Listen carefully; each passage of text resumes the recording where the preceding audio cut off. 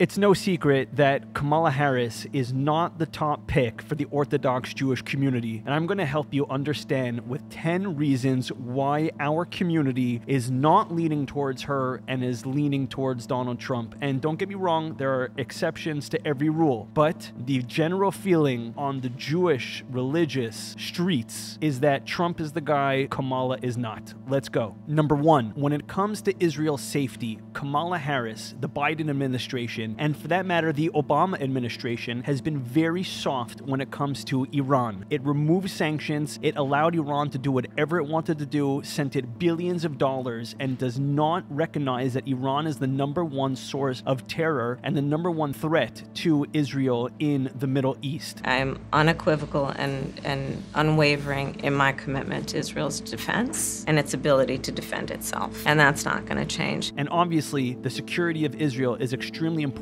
to the Orthodox Jewish community. Number two, there are religious freedom concerns. Let me give you an example. In 2019, when Kamala Harris was the Attorney General in California, she removed what's called the personal belief exemptions to get vaccinations. Kamala Harris has twice sponsored the Do Not Harm Act, which essentially prevents religious freedom protections from harming third parties. Critics say that all it does is prevent people from practicing their faith in public. And she also removed religious exemptions to get vaccinations. Okay, maybe her intentions were good and she wanted everybody to get vaccinated, but in doing so, she removed the personal autonomy of people when it came to getting vaccinations. The Jewish community has many different ways how they make the decisions, including asking rabbinical leaders and asking their internal medical professionals, and Kamala Harris removed those abilities, and that is extremely threatening to the Jewish community because it starts with vaccinations and there is no telling where that might go. Number three, Kamala Harris is extremely left-leaning when it comes to progressive and social policies. For example, she's extremely in favor of LGBTQ plus communities and what's called the Equality Act. Extremist so-called leaders claim we should return this issue to the voters in the states on the LGBTQ plus community. Some Orthodox Jewish communities feel that this could infringe on their right to teach their children their own values in their own school systems and be replaced with what Kamala Harris deems to be her values, and that is something that the Orthodox Jewish community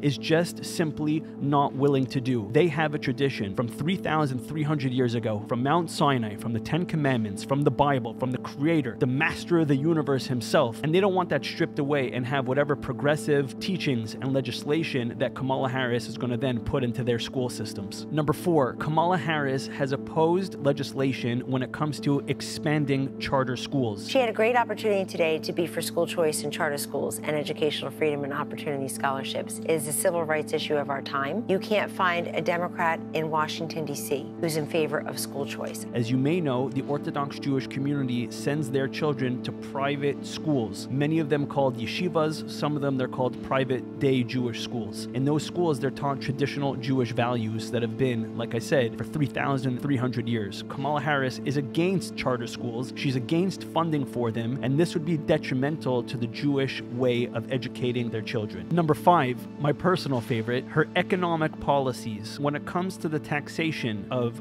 wealthy people or of business owners, she is very in favor of taxing the rich. It's no secret that the Orthodox Jewish community is successful in business, and this would mean higher taxation and higher regulations when it comes to their businesses, and in general, she's seen as somebody that is not a proponent for the free enterprise, but wants more to create legislation that would hinder the growth of free enterprise and tax it to death. Harris is campaigning on the largest tax increase in American history, including ending the Trump tax cuts, one of the largest tax cuts ever in our country's history. Number six, Kamala Harris is associated with the extreme left of the Democratic Party. At least that's the perception. The Democratic Party has within it these cancers. It has AOC, it has Bernie Sanders, it has all these type of people that are so far, so extreme on the left. And these people are so critical of Israel, of Jewish policies, of the way that we live our lives, that Jewish people, especially especially the Orthodox, perceive this as a threat to our existence because she associates with those people and allows them to fester because that's her base within her party. You ever notice how they never really shut down these major protests that are going on where you have people that represent Palestinians in the street tearing down and burning down cities? She never condemns them. Why? Because that's part of her voter base. She's associated with extremists, and we take that as a very big red flag. Number 7, she is extremely soft on criminal justice reform. When she was serving in California, she created something which is called the 3-strike program. What that is a criminal could act 3 times before he ever received any type of real repercussions. The Orthodox Jewish community believes strongly in law enforcement, believes strongly in punishing those people who are causing and who are committing criminal acts. And we like people that are tough on crime. She put over 1,500 people in jail for marijuana violations and then laughed about it when she was asked if she ever smoked marijuana.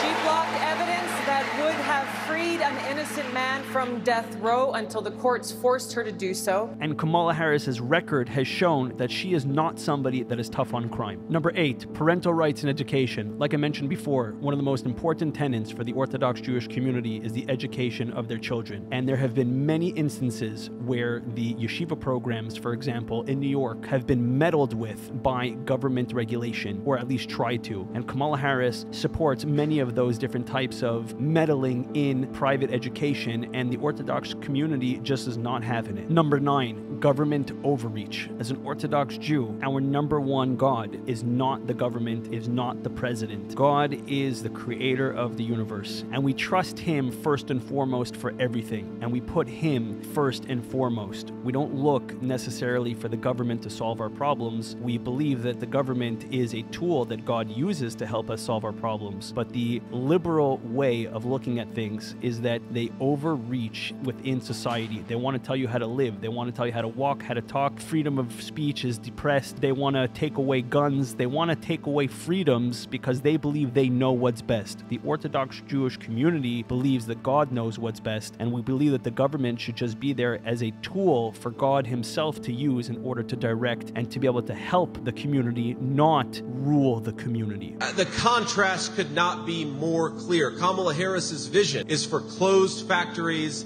and open borders. It's a government so big it can tell you what to do, but bank accounts that are getting smaller and smaller and smaller. And number 10, she is weak and she minces her words when it comes to anti-Semitism because so much of her voter base is from the extremist Muslim population. She is not able to come right out and condemn and to actually take a strong stance on the foreign terrorism, but even more concerning is the domestic terrorism that is going on within the United States. She can't upset Michigan too much because she relies on Michigan to get elected for president. So not all the time is she going to do what's right, but she's going to do what gets her voted. And as a minority, although people don't usually recognize the Jewish people as a protected minority because of our perceived success and our perceived dominance in society, we still are a very, very small minority. I'll take it. We are dominant to society. No problem. I'll take it. But when it comes down to numbers, we're extremely small, and we do need protection from crazy people that are in our streets rioting, that are in our campuses rioting, that are threatening our very way of life. And Kamala Harris is not willing to do that. And those are the top 10 reasons why the Jewish people, the Orthodox Jewish people for sure, not everyone, but most of them, do not support Kamala Harris as your next president. If you enjoyed this video, please hit the like button. Please leave me a comment. Please subscribe. I would love to be a part of your life a little bit more. I'm going to be bringing these videos to you on the daily. And if you did like this video, you're going to love the next one that's coming up over here. I love you guys. Have a great day.